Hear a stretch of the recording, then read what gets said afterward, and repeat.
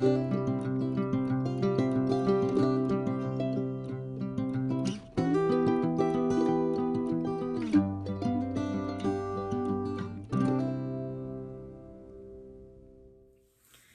guys, welcome back to the 30-day poetry challenge. This is day 16, and let me tell you, it has been a day.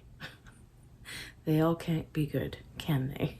Especially not in lockdown.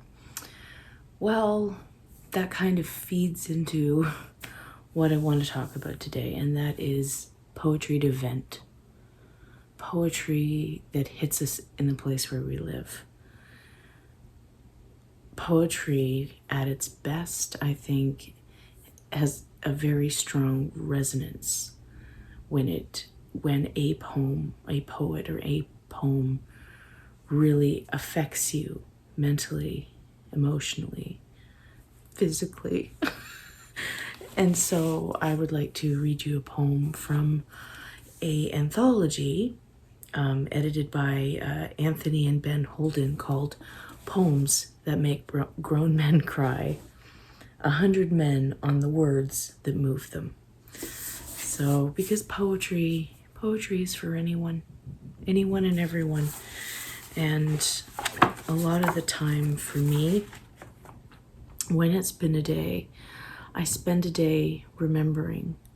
And as somebody who has experienced a lot of loss, I very often kind of pour that grief into that medium. Sometimes it's memoir, sometimes it's poetry.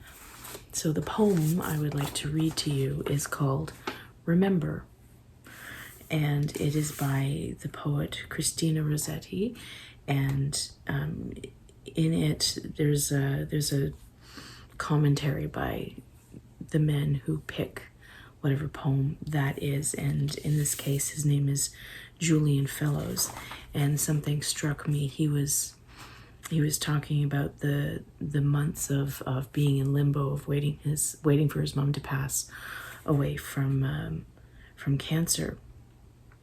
And he said, Rossetti's words did resonate with me, expressing as they do a feeling that my late and so lamented parent would have thoroughly endorsed. As it happens, I don't know to whom the poem was originally addressed, but I suppose in the end, great poetry, like art, is not about anyone in particular, because it is about everyone.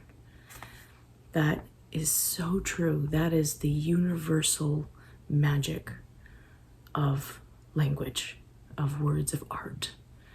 And I think that's why a poem can hit you where it lives, because whatever emotion the poet was reaching for, that is what's the most important. Who they were writing it for, what they were writing it for, doesn't matter so much. What matters is, again, the urgency, their need to write a poem, like the poem titled Remember.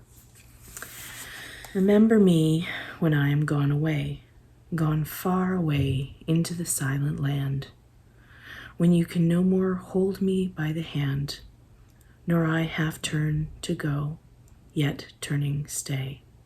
Remember me when no more, day by day, you tell me of our future that you planned. Only remember me, you understand. It will be late to counsel then or pray. Yet if you should forget me for a while and afterwards remember, do not grieve. For if the darkness and corruption leave a vestige of the thoughts that I once had, better by far you should forget and smile than you should remember and be sad. Written in 1862, and grief is the same now as it was in 1862. It is universal. It is the limbo of loss. It is the limbo of losing someone, because grief never goes away. Grief changes your life forever, and as it should, because when you lose someone, I've lost a parent, I've lost a spouse, your life is never the same. But you have to learn how to live and know that it's okay to forget sometimes, and know that it's okay to remember. And I think that's why this poem just went boom, especially on a day like the day that I just had. So I wanted to read you one more that was an example of something that I had written in November. Now, to give this a little context, my wife passed away after 2.5 weeks of sickness, and we didn't know why she died until she passed. But it was November 11th when she died, 2012, and she was only 34. So obviously there was a ton of loss and a ton of grief going around for a lot of friends and family members, and for many, many years, November the 11th is just a tough one for a lot of people who loved my wife, who loved Kara. So one November, I was feeling that urge to write, and this is what I wrote. November. It always begins like this, the heavy weight of memory, every day, all month long, remembering that you are always and never here. In the chill of autumn, you are the silhouette, suddenly made visible by the light of past Novembers. It finds me here, still living while you are a presence. I see you, reaching through the veil made soft by loss and occasion, saying, though I don't have hands to hold you still, hold tight, hold tight. That's what grief asks of you. Remember, hold tight, let go. Remember, hold tight, let go. That's what it is, and that's okay.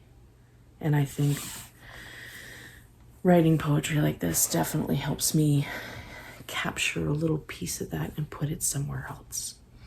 So that is the challenge for me to you right now.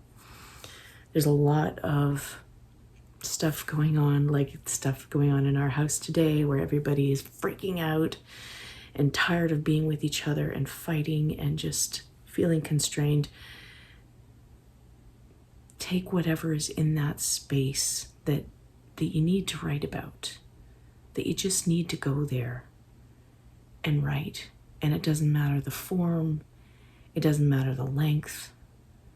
Put pen to paper, put fingers to keyboard, and pick something that needs to be said and say it.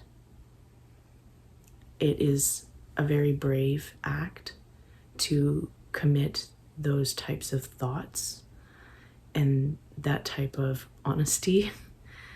But I think that's where the power is that I can be very, very starkly truthful about what I'm feeling, about the situation, if I am protected by just the paper, because in that moment, the paper is my only audience.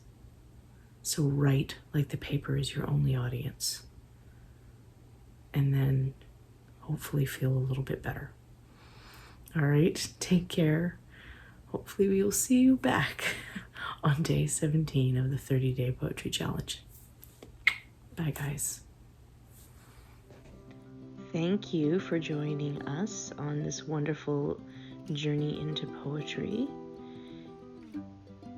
And I'd like to wish you good luck with your own writing and poetry projects. Please subscribe so you don't miss a day. And thank you so much.